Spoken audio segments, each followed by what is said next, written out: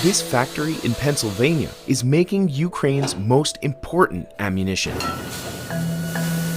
155mm rounds are basically giant bullets used in artillery guns.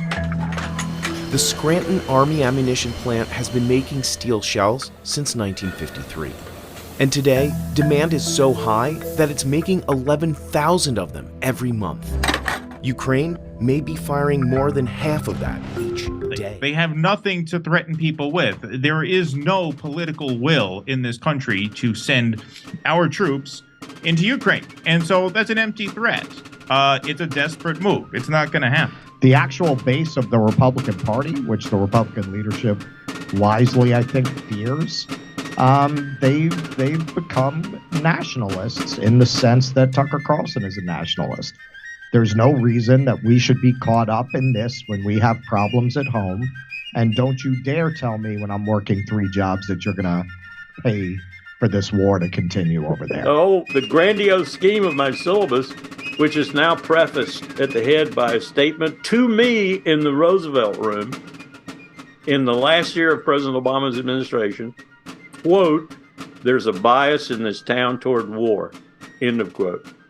That's what prefaces my syllabus. But the syllabus says we went from British protectorate, British territory, to a nation, to World War II. Into World War II, we became an empire. And the National Security Act of 1947, please read it, students, will tell you how we drafted the sinews and muscles of that empire.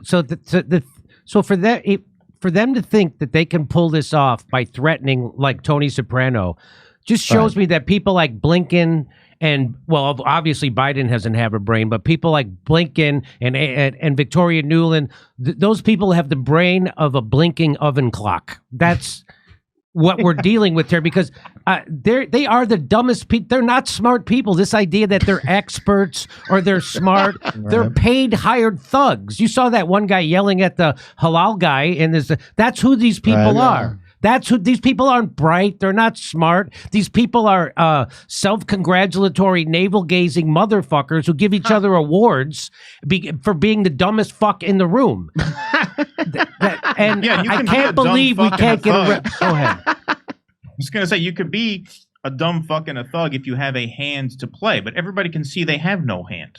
They have an 8 of clubs and a 3 of hearts. I mean, they have. I make them read the 1947 National Security Act. Some of that language is pretty Baptist. Some of that language is pretty fundamentalist Christian.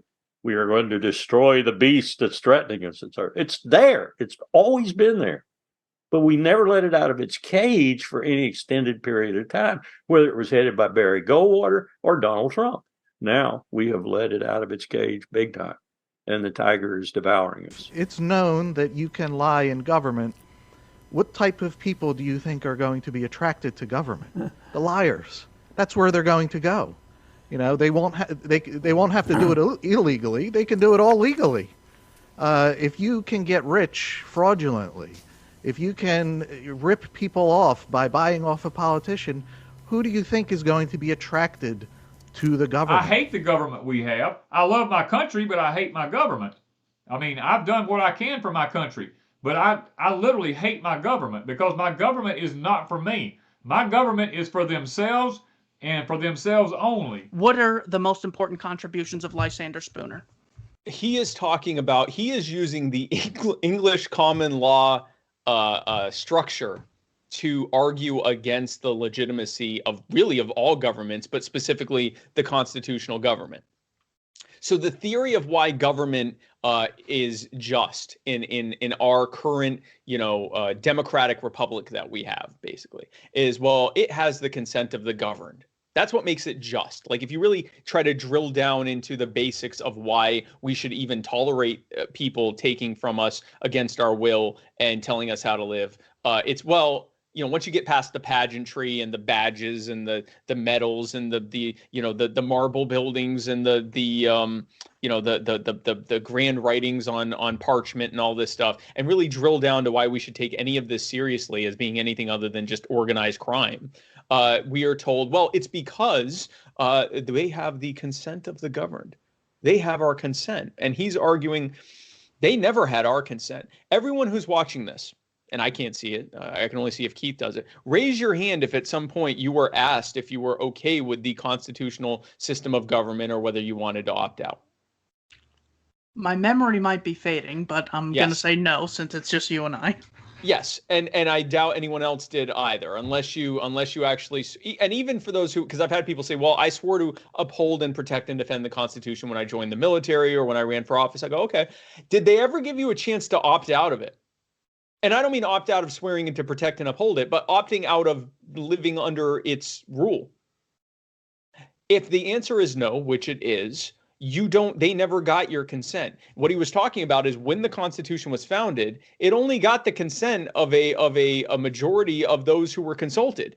The people there did not. The average person in what is now the U.S. or what was considered the U.S. back then, or the continent, the former colonies, were never given a chance to opt out.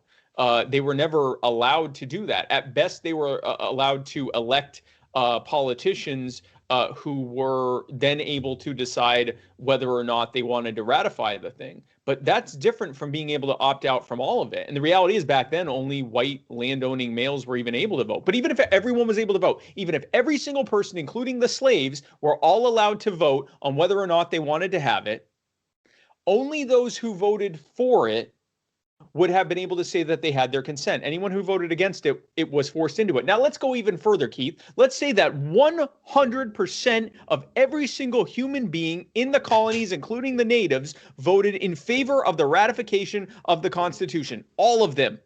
Every single one. There wasn't a single dissenter. Everyone read this document and went, my God, that's the best thing I've ever seen. Where do I vote? Yes, yes, yes. Okay? They're all dead. Their children are all dead. Their grandchildren are all dead. Their great-grandchildren should all be dead. We are many, many, many generations removed from the people who, as we know, the vast majority were never even consulted. But even if every single one of them had been consulted and in their totally informed, uncoerced state, they said, yes, I want this, it still wouldn't speak to you and me. We did not consent to this system. And if anyone other than government tried to tell you that you had to live under an agreement by them, by virtue of the fact that you were born within their presumed jurisdiction, they would go to jail for racketeering and extortion and threats of violence and, and Ponzi scheming and a myriad of other things, because that's blatantly false. Using their own legal framework, it is false to say that anyone has consented to this. We were never given an option. Consent only exists if you are allowed to say no. We often say the difference between working for someone and slavery is having the option to say, I don't want to do this. The difference between consensual sex and rape is saying, I don't want to do this. The difference between paying someone and being robbed by someone is the difference, or giving to someone or being robbed by someone is the difference whether or not you are allowed to say, I don't want to give this to you. If you're not being told that you have an option to opt out, not leave, but stay where you are and opt out and live as you see fit, harming no one else, then you did not consent. And there is no consent of the governed when an opt-out is His given. fundamental question is, do governments, upon what grounds is there a philosophical argument for giving governments the rights that they have, essentially, or that they claim? Right. And he just doesn't exist. But that is the truth. That, to me, that's the fundamental libertarian insight. That's what I thought too. But I want to hear why it's anarchist. It's the logical conclusion of libertarianism to me. It's like, you go, look, if a government claims a right, and then their claim is that they derive these rights from the people. Right. Well, how can people give a group rights that they don't themselves have? To steal from each other. Right, if we can't tax people, like I can't tax you, where exactly does government derive this right from? And once you come to, you realize that the goal ought to be as voluntary a society as possible. Now, how exactly you achieve that, how far you can push that is debatable, but certainly that should be the goal. That if government is providing a service for you, well then why does it need to be provided by force?